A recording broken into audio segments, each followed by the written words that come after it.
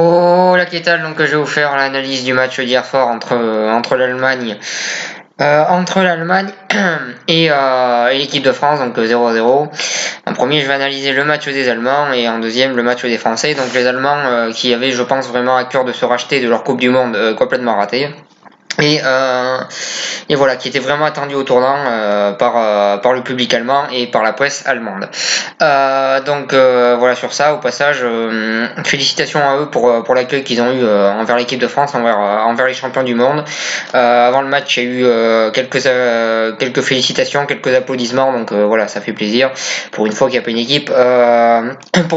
équipe, qui rage, ça fait plaisir pour une fois. Voilà sur ça. Ensuite, pour en revenir au match, la première mi-temps, les Allemands, ils ont globalement eu le ballon. Ils ont eu très peu d'occasions parce que l'équipe de France a bien défendu, mais ils ont eu le ballon et ils ont eu la possession de balle, je pense. Donc globalement, ils ont eu le ballon sans avoir de réelles vraies occasions pratiquement, même s'ils en ont eu quelques-unes, mais très peu. Donc voilà, ils ont eu le ballon, mais sans se procurer de réelles occasions. Et ils ont eu le ballon sans vraiment se projeter vraiment vers l'avant, en faisant attention de ne pas se prendre une contre-attaque. Voilà, ils avaient le ballon, mais ils ont fait attention de ne pas se prendre une contre-attaque, ça défendait beaucoup. Donc c'était une première mi-temps très fermée des deux côtés, peut-être un petit peu ennuyeuse à regarder parce qu'il n'y a pas eu beaucoup d'occasions des deux côtés. Donc voilà, première mi-temps très fermée. Et voilà sur ça. Ensuite la deuxième mi-temps beaucoup plus ouverte.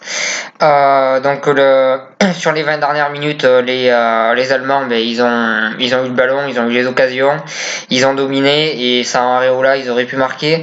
Voilà, on a vu une Allemagne dominatrice dans ces 20 dernières minutes.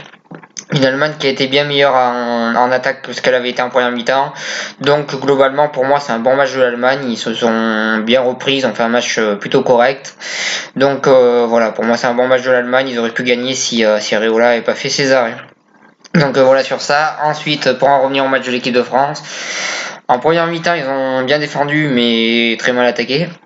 Voilà sur ça, mais c'est vrai qu'en défense on a vu un Raphaël Varane qui a été encore très très bon, un Hernandez qui est toujours aussi guerrier, etc. Voilà, une bonne défense. Kanté aussi qui a récupéré pas mal de ballons. Voilà, une bonne défense, mais en attaque on n'a pas vraiment vu les attaquants. Giroud et Griezmann, on les a vus en défense, en train de défendre, ils ont bien défendu, mais on les a pas vus devant. Et Mbappé en première mi-temps on l'a très peu vu, même si le peu de choses qu'il a fait était plutôt pas mal. Voilà sur ça. En deuxième mi-temps, les 20 dernières minutes on a senti sûrement de la fatigue côté français et l'Allemagne en a un petit peu profité pour se créer des occasions, pour mettre en danger la défense française, notamment Pavard que j'ai trouvé en grosse difficulté hier. Il s'est fait avoir plusieurs fois sur son côté. Voilà, je pense que c'était un match plutôt loupé de la part de Benjamin Pavard.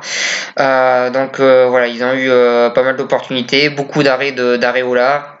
Areola, il a fait un très bon match. Il montre que lui aussi peut être gardien de l'équipe de France. Que si Lloris n'est pas là, il peut le remplacer sans problème. Donc très bon match de sa part. Et c'est plutôt bien de voir un gardien qui tient la route comme remplaçant de Lloris. Donc voilà, très bon match de Areola et voilà, il a fait un énorme match. C'est en grande partie grâce à lui que la France perd pas. Donc franchement, chapeau à lui. Et j'espère qu'il va faire le même match dans 3 jours face aux Pays-Bas. En tout cas, très belle performance. Ensuite, comme j'ai dit, les 20 dernières minutes, ils auraient pu prendre un but, mais bon, ils n'ont pas pris de but.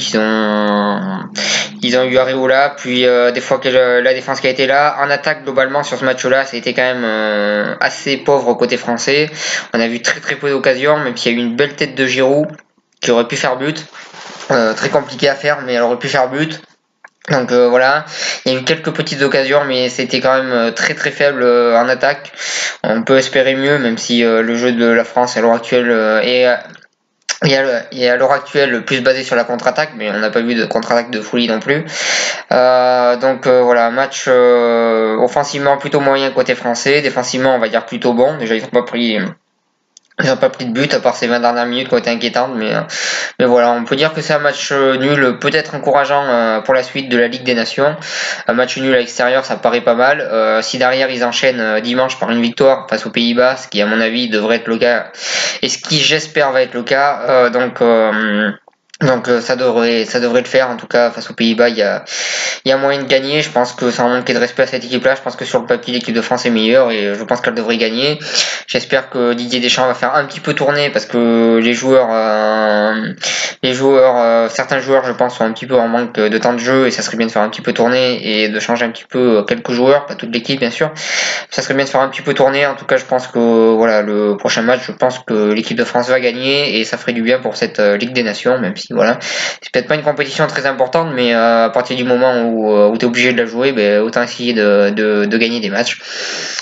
Donc voilà sur ça, voilà sur cette analyse. Si vous avez aimé, n'hésitez pas à partager. Et moi, je vous souhaite une bonne continuation et un bon week-end.